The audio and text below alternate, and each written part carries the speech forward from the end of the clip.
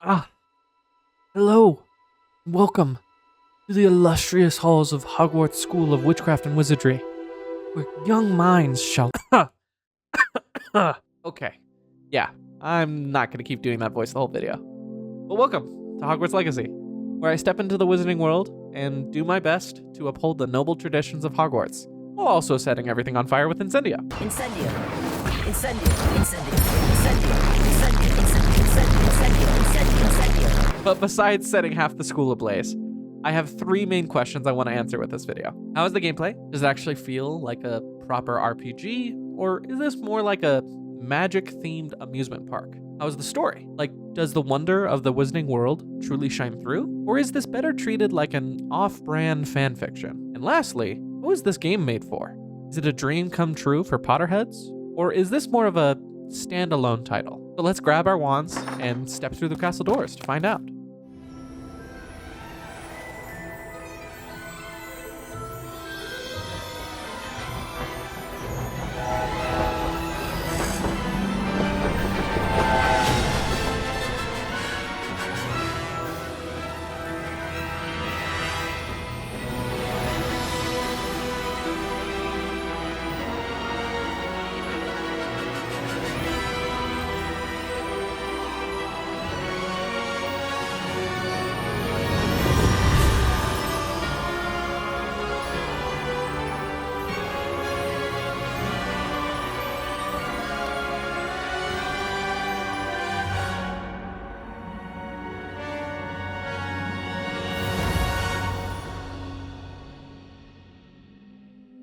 Now, if you want the short answer, the gameplay starts out amazing and then quickly becomes repetitive.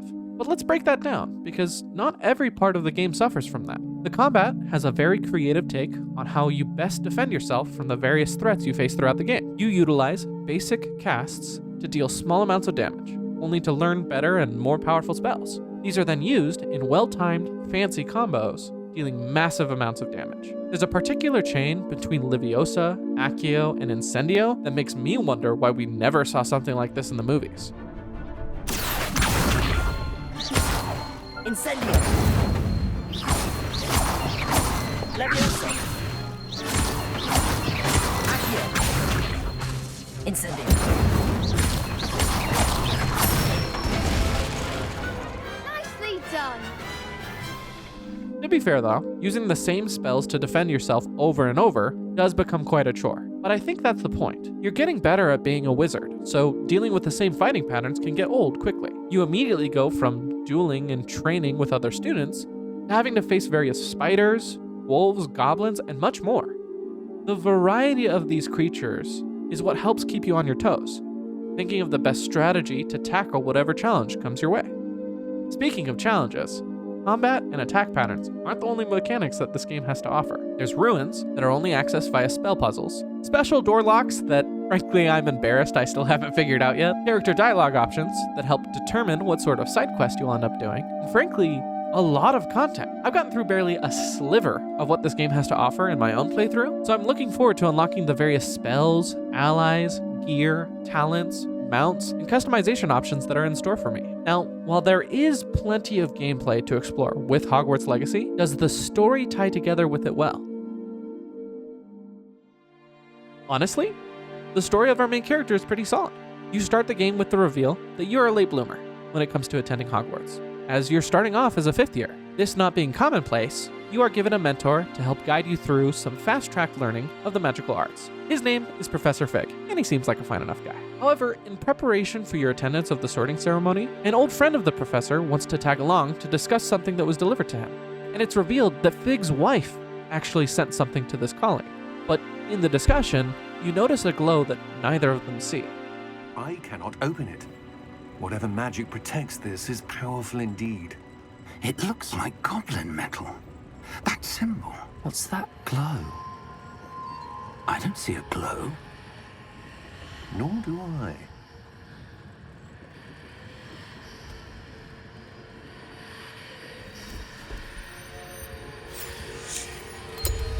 Merlin's beard. How did you... Wait!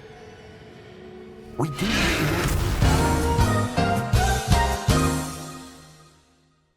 And boom. A dragon shows up. Barely managing to survive, you take a port key to a strange land next to an ocean. Through further exploration, you end up seeing, or more directly doing, examples of Reparo, Lumos, and the defensive combo Protego, followed by Stupefy. Some key names pop up, like Ranrock, the big bad guy, Percival Rockham, an old dead guy, and Victor Rookwood, the small dick guy. Tiny manhood jokes aside, the story of the game is written quite well. You are the hero of this story, in part to your uncommon ability to wield ancient magic. This basically enables you to do Mortal Kombat finishers to your opponents. But the importance of this ability is its potential. Through various pensieves, or memory bowls, you learn about a previous wielder named Isadora. She originally is saved by 4 powerful magic wielders of Hogwarts. These characters are recognized as the Keepers in the rest of the game. They are called this because as you continue through the game, it's actually revealed that Isadora, while cultivating her powers, decided to use her powers to affect human emotion. She actually wanted to try removing pain and suffering, originally with good intention, only to use it as a power source to further enhance her own spellcasting ability. Eventually, she totally gets no-scoped by one of the professors. I did not teach you this. Expelliarmus!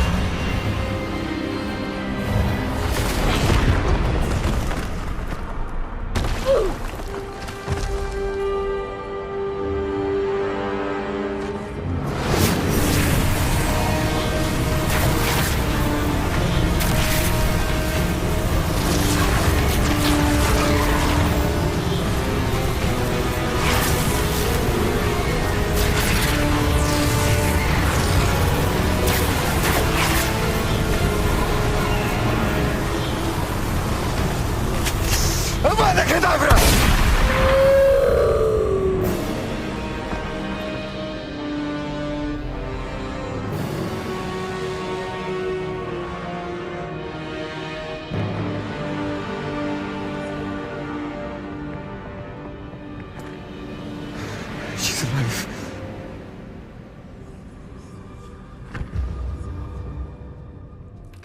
But it's in these memories that you realize that Isadora being shown to you as an example of what not to do with your powers, leaving you with the ultimate choice. Listen to the Keeper's warnings, keeping your newfound abilities a secret from the general public, or not only accepting your powers, but essentially following in Isadora's footsteps. Now, while I do think this game has a solid story foundation, I do wonder who it's written for.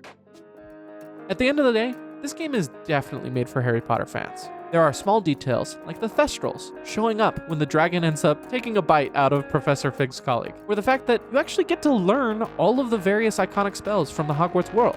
But I almost feel like comparing this to another title release somewhat recently, Baldur's Gate. Now, comparing Hogwarts Legacy to Baldur's Gate 3 might seem unfair at first, but hear me out. This game was originally supposed to have alternate endings, deeper character relationships, and dynamic choices that affect how the world shapes around you. Sound familiar? Yeah, a lot of those elements got cut. Whether that's due to deadlines or the community's excitement and constant pressure to release the game, we'll never know. But as a result, Hogwarts Legacy ends up feeling more like a low-stakes wizarding RPG than a deep choice-driven experience. So, to conclude, I do really enjoy this game. I've had a great time with what I've played so far, and if the pattern of play continues as it has, I'm sure that I'll continue to enjoy it throughout its ending of the game. But as much as I might personally enjoy it, it's still important to give it a rating. Considering what it is we could have had with this game, in my book, Hogwarts Legacy casts 7.5 unforgivable curses out of 10.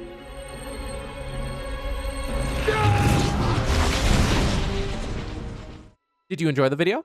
If so, hit the like button and let me know what some of your favorite parts of the video were down in the comments. As well, let me know what you think of my rating of the game.